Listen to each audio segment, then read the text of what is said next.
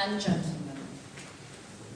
In my view, Joe has demonstrated a well-chosen speech that was of interest to us all. Silence in Golden was passionate, well-researched, perfectly timed at 7.52, and engaged the audience right from the start. It was delivered with conviction and command. But did he demonstrate all of what we learn here at the ASC? I felt that he made a fantastic start. It was a strong pose, he came up to the stage, and he demonstrated strong confidence. What I would say that he might want to think about is dressing himself before he comes to the stage, because it distracts us when you actually start putting your button up and making sure that everything is comfortable. The second point that I would pick out is that this room layout, from my perspective, hasn't worked particularly well. And I felt like Joe was in jail here, with the microphones either side. And you can, as we all do as a speaker, take control, move things, change things, make yourself comfortable. I felt that the speech construction had a very interesting start. It engaged with us. Silence, can you hear it? And he drew us in to what he was going to talk about. He told stories to keep us engaged. And he had a very nice ending, which mirrored the start. Can you hear it? The silence is golden.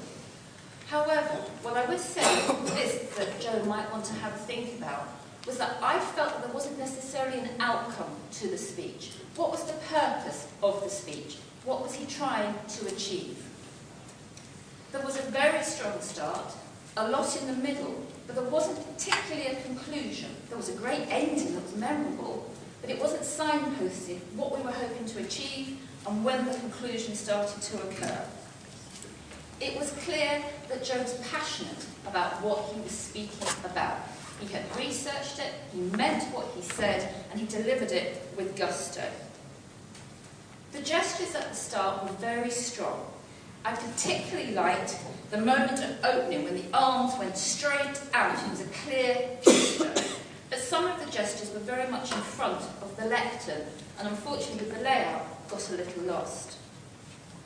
My favourite was the Muppet when he waved in the air and all up with them.